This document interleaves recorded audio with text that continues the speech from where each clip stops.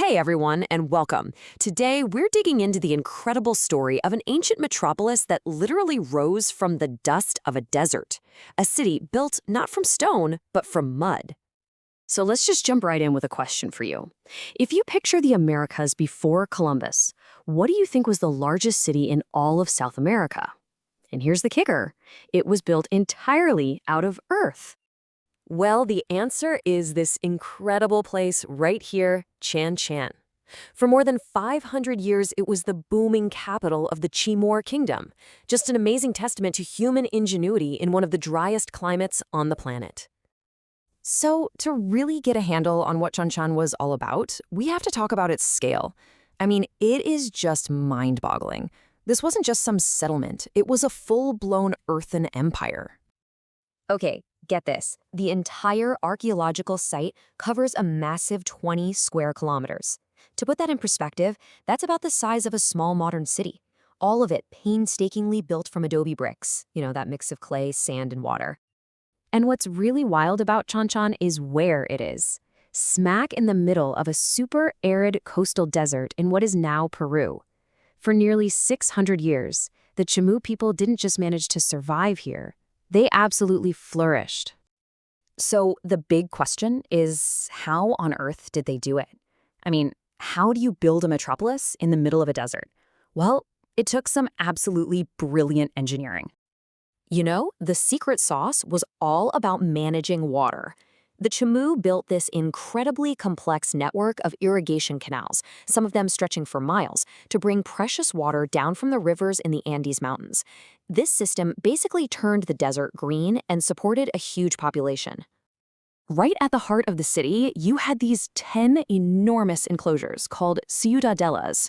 Now, these weren't just buildings, they were like self-contained mini cities for the elite. They were everything: palaces, giant storerooms for all their riches, and even the final resting places for their kings. And you've got to love the contrast here. On the one hand, you have these massive fortress-like walls, some towering up to 12 meters high, obviously built for defense. But then you get inside, and those exact same mud walls are covered in these incredibly intricate, delicate carvings. It's this beautiful mix of strength and art. But of course, a city isn't just about the buildings, right? It's about the people. So what was it actually like to live inside those adobe walls of Chan Chan? Well, at its peak, Chan Chan was home to something like 60,000 people. I mean, this was a truly bustling, vibrant capital, one of the biggest urban centers in the entire world at the time. And society there was very hierarchical. The elites, they lived in those grand ciudadelas we just saw. Meanwhile, the common people, who were mostly skilled artisans, lived in these much smaller quarters called ciars, which were often their homes and their workshops. And it's these artisans who were really the economic engine of the whole empire. You see, the Chimú were absolute master craftsmen, famous far and wide for their stunning pottery and amazing intricate metalwork. Spiritually, their lives were completely tied to the Pacific Ocean right next door.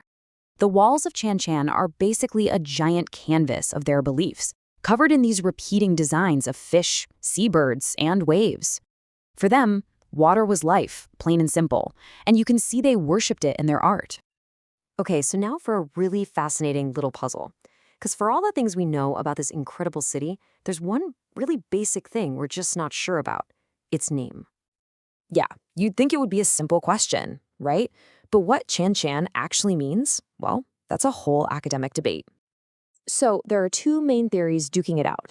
The first one, from a scholar named Ernst Mindorf, suggests it comes from an old Mochica word for sun, basically meaning sun-sun. But then there's a more recent idea from linguist Rodolfo Serrón Palomino, who thinks it comes from a Quechua word for fence or corral, which makes sense given all those walled compounds. So what's the bottom line? We might never know for sure. As the linguist Matthias Urban points out, the Chimú spoke a language called Quingranum, which is now extinct and left behind almost no records. Without that key, that Rosetta Stone, so to speak, the true meaning is probably lost to time. And that brings us to today. Because after surviving for centuries, the legacy of Chan Chan is now facing its biggest threat ever. So the city gets its start around 850 AD, it's eventually conquered by the Inca Empire around 1470, and then it goes into decline. But the date that really matters for its survival now is 1986. That's when UNESCO put it on the list of World Heritage in Danger.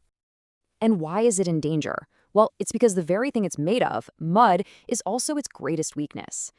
Climate change is bringing more intense El Niño storms, and the heavy rains and floods are literally washing the city away. On top of that, you've got wind, erosion, and salt contamination all doing serious damage. And this really shows you the challenge they're up against. On one side, you have this incredibly fragile, totally irreplaceable art, and on the other, you have these huge, modern structures that they have to build just to protect it from the weather.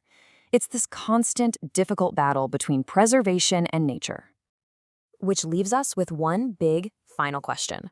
Chanchan was a true engineering marvel of its time, a city that completely mastered its environment. But now, in the face of our rapidly changing climate, can our modern technology really save this ancient wonder before it just melts back into the desert?